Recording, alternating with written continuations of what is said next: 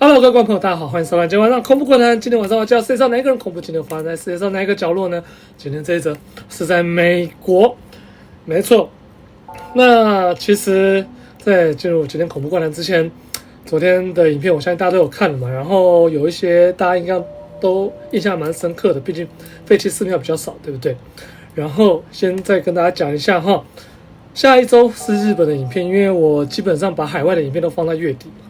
所以我想说不要做连续，我就下一周放日本的，下一周再放那一个灵骨塔的影片给大家看哦。好 ，OK。那今天这则恐怖怪谈呢，我只能说啦，这个人其实他做的事情跟我们那种小时候年轻的时候，有可能都有做过。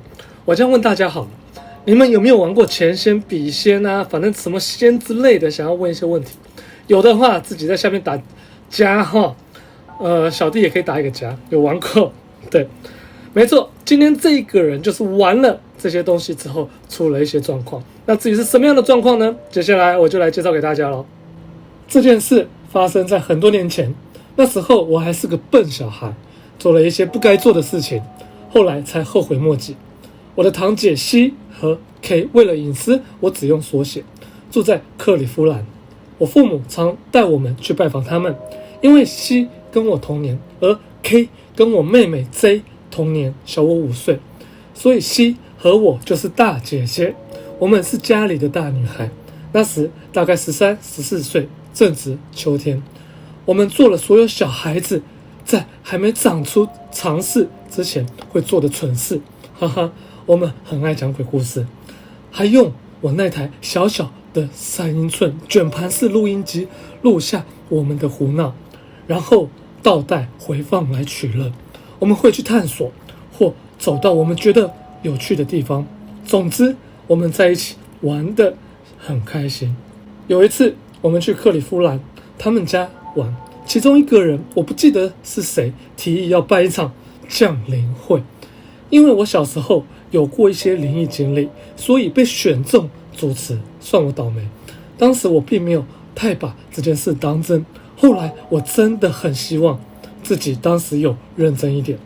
他们家的房子不算大，楼下有主卧室，是我姑姑和姑丈睡的，还有一间备用房间当作游戏室。房间虽小，但放得下一张沙发、电视架、单人椅和2张的小边桌。我堂姐妹的卧室在楼上，原本那是买房子时的阁楼，但姑姑和姑丈辛苦把它改造成一间非常大的漂亮女孩房间。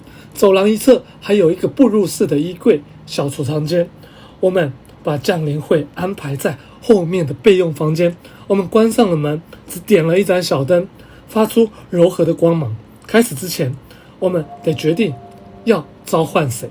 最后大家投票决定召唤，听好咯，图坦卡门。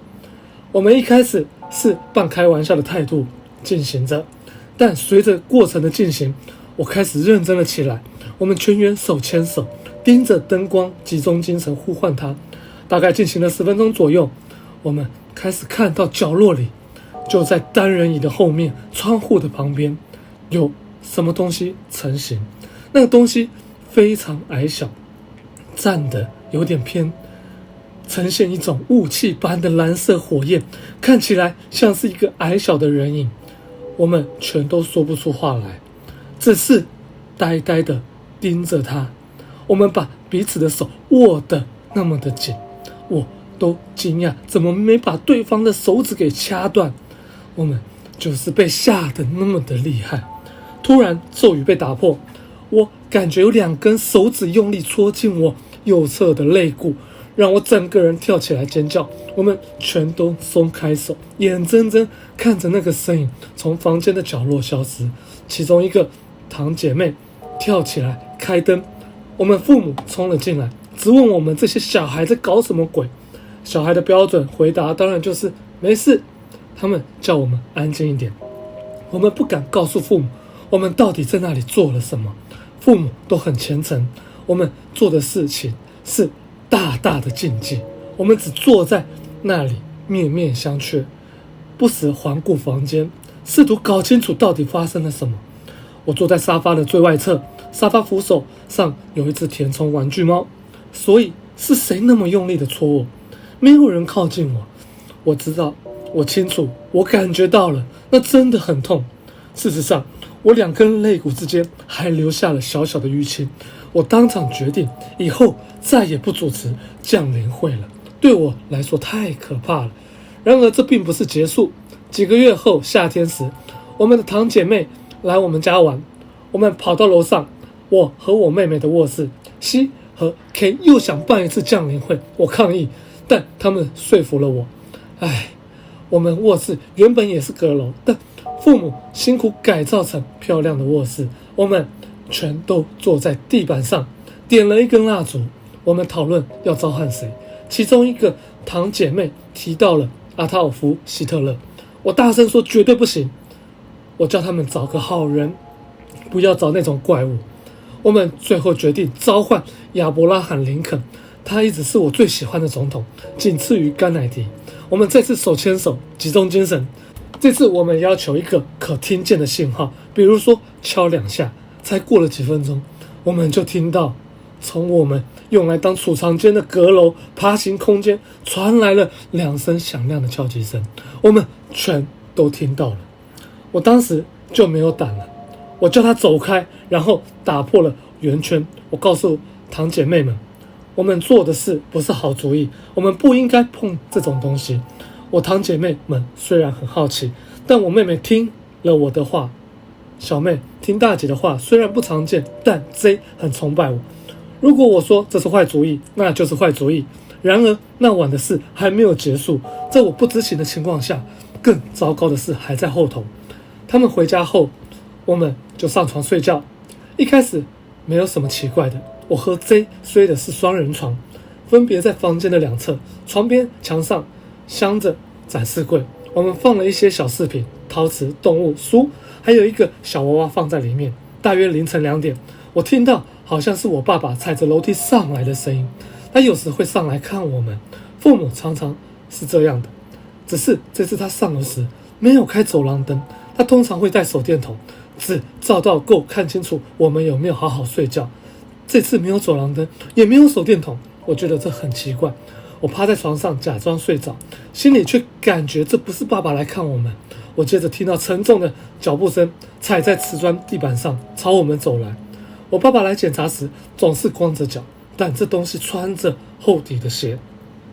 我突然感觉被一股强烈的寒意包围，冷到发抖，太诡异了。那是夏天，楼上卧室那个季节热得要命。1968年，我爸爸还买不起冷气，我们只能开窗通风。我躺在那里一动也不动，几乎不敢呼吸，眼睛紧紧闭着。我感觉到明确的重量压了过来，然后我听到我展示柜里的东西被移动的声音。之后我听到他走到我妹妹床边，也做了同样的事，我吓坏了。接着我听到他转身沿着楼梯走下去。这一切结束后，我大概晕了过去。早上妹妹开始指责我把她展示柜的东西全都用倒了，但我自己的展示柜一样全倒。我把晚上发生的事情一五一十的告诉我妹妹，她脸色发白，我们都吓坏了。我们发誓再也不办降临会了。几周后，我向妈妈坦白我们做过的事，不出所料，她把我们狠狠训了一顿。我妈妈非常虔诚，她告诉我只有上帝才有那种力量。我觉得有难过，有羞愧，我再也不会做那种不敬的事。那时候的我根本没有想过我们做的事有什么样的问题。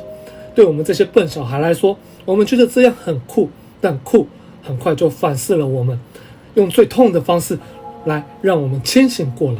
我想有些最好的教训就是用那些最痛的方式学到。从那之后，我再也没有试过主持或参与降临会。我明白你不能命令灵魂来供我们取乐，如果你真的要对待他们，就要尊重他们。我后来有过已故丈夫来探望我的经验，但我从来没有试图主动联络他。他是自己来找我的，告诉我他很好，也很爱我。他在我极度压力大或害怕的时候来安慰我。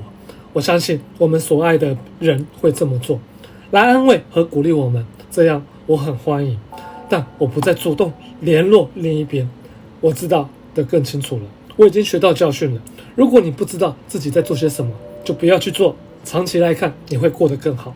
我希望这些是智慧之言。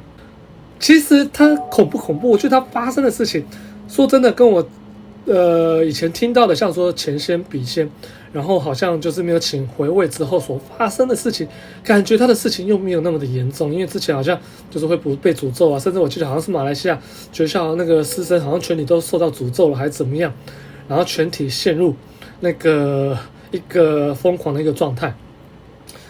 不知道我觉得这些小朋友所做的事，我们确实以前做过。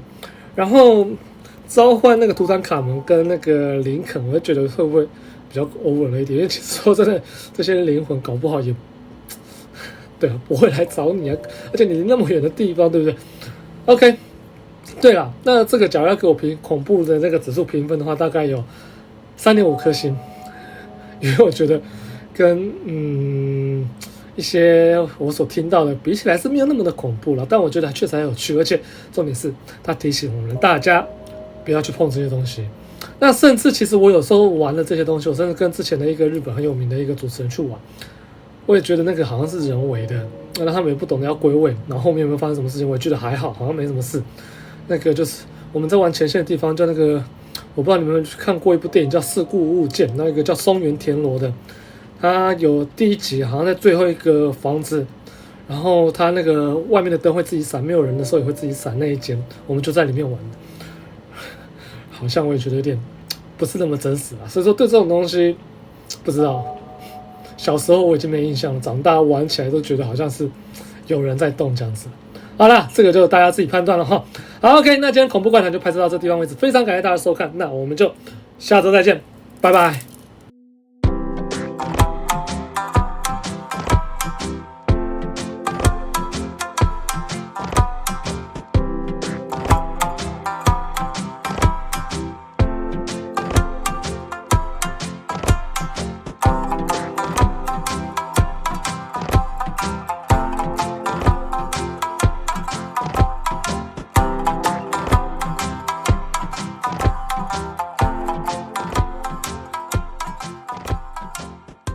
이어서서